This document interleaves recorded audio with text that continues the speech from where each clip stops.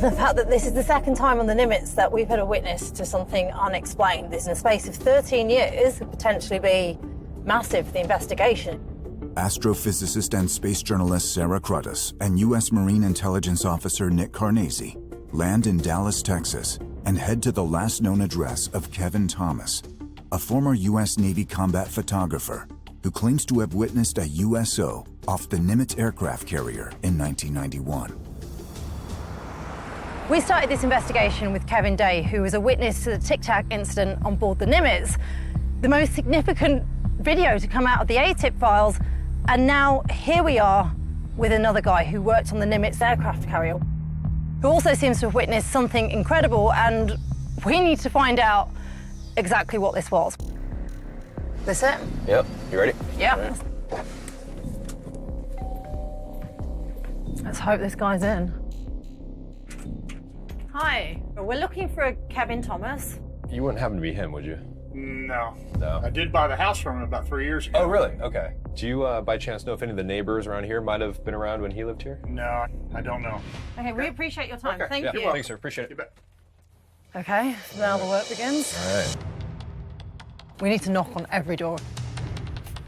I don't think anyone's in. Let's jump across the street. There must be someone around here who knew him. Hi, we're looking for a guy by the name of Kevin Thomas. He used to live across the street. Yeah, sure, I remember Kevin. Do you know where he moved to? I don't. He mentioned something at one point. I think he bought a farm off 78 north of Bonham, Okay. but I don't have an address. Thank you so much for your time. All right. At least we have a starting point now, though. So here's Bonham. He said it was 78 north. He's about 58 miles from here. Let's go knock on some doors. We now have a solid lead. Hopefully we can track this guy down. You could have information that points to contact.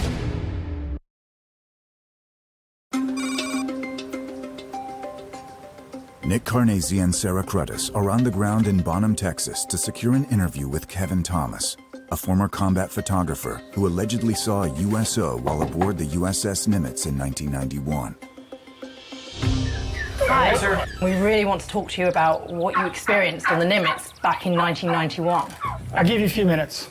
Okay, come on in. All right, sir. Thank Really you. appreciate it. All these patterns that we've been gathering through this link analysis software has led us back to the Nimitz, but 13 years earlier. Well, all I know is I made it really hard to find me. So I'm impressed you're here. We would really appreciate it if you could just tell us exactly what happened on the Nimitz back in 1991. I was a production petty officer in the photo lab. So I ran the photo lab downstairs for the enlisted personnel. And I got into this habit of going to watch the sunset after my shift was over to just kind of decompress. By now it's night, it's dark. So we went to darken ship, and when a ship goes to darken ship, everything gets turned off. There can be no light anywhere on the ship. Darken ship is a defensive maneuver where all lights go dark and the entire crew locks down inside the ship in order to camouflage the ship from enemy attack.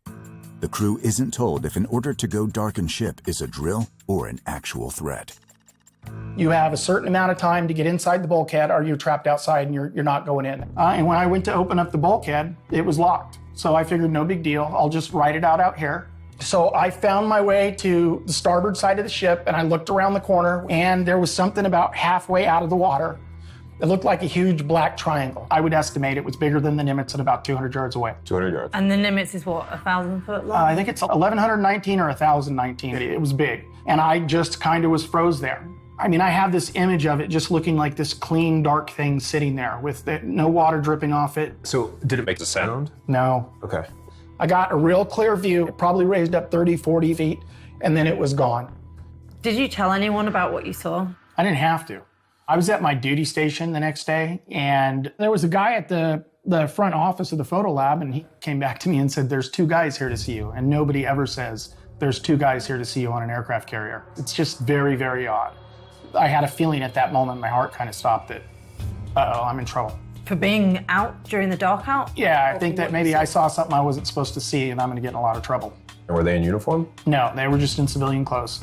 What'd they ask you? Did they ask you? They asked me, why didn't I make it back to general quarters? Why wasn't I on my duty station? Was I outside? And they just kept asking over and over in different ways, what did I see? How did you feel during that? What was in my mind at the time the guys interviewed me was, don't tell these people what you saw or you're going to be kicked out of the military. I basically just told them I stood at the aft of the ship and I just waited until it was over and then came inside. And I was really silent about it for years until the Tic Tac footage came out. That is what really has got me thinking about this, probably the reason I let you in the door. The Tic Tac video, released in 2017, depicts a 2004 encounter between a Navy fighter jet flying off the USS Nimitz and a Tic Tac-shaped object.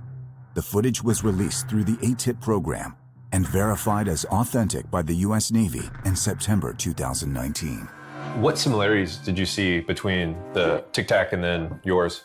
But there are some places in the video where it moves and it's like, that's the same movement. Yeah, see, it kind of went slow at first and then it went boom and it was gone. That's exactly what I saw. It went slow at first and then boom, it was gone. At what kind of speed did it move? So, supersonic. So I would have to say Mach 15, Mach 20. Could a human survive that? No, the G-forces would turn you into a pancake. You'd be like soup on the floor. Was this an advanced propulsion system? No. In order to have propulsion, that's pushing something in a direction. There was no propulsion. There was no displacement of the water when it took off. It just was there and then it moved. Do you think it's coincidental that this event occurred during Darkened Ship? No, I think Darkened Ship was called so nobody saw it. Do you think somebody on that ship knew what was going on? Yes, absolutely. I have no doubt that someone on the ship knew what was going on. And I feel that the reason that I was talked to is to make sure I didn't know what was going on.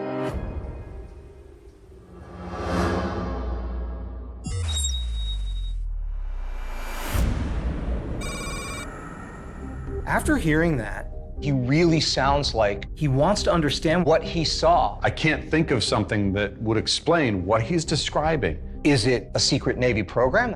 Some kind of Navy tech that's being tested? Is it something else we're not thinking of? Or is it an actual extraterrestrial contact? The bottom line is, extraordinary claims require extraordinary proof.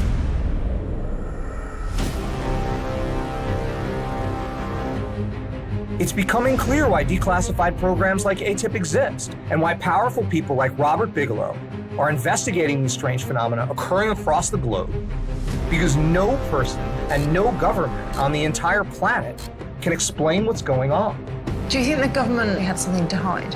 Yes, I do. We've had multiple accounts from both military and civilians. It wasn't until I served with CIA that I started to understand how secrets really work. Testifying to phenomena that just a few months ago I would have believed was science fiction. Foreigners came in 4x4s, all dressed in black. But meeting with these people, looking them in the eye, working with a team of highly trained investigators. We need to find out exactly what happened here. Has made me think that some of these things I used to think were fiction may in fact be reality. Come check this out. Holy. It's no coincidence that Robert Bigelow, the sole contractor to ATIP, followed the evidence to the exact same spot we did in Brazil. What was Operation Plate? The question becomes, how much more evidence does the ATIP program have? This is an unclassified secret document. They didn't expect the public to see this. Do they already know that contact is being made? Could this have been a UFO? How else can he explain it? And if this is extraterrestrial contact, why are they here? What do they want? Should we be worried? There were flying objects that released beams of light that would hit people. You're saying people were attacked? We got involved in this investigation to find the truth. We're going to have to continue to find the answers ourselves. We can't turn back now.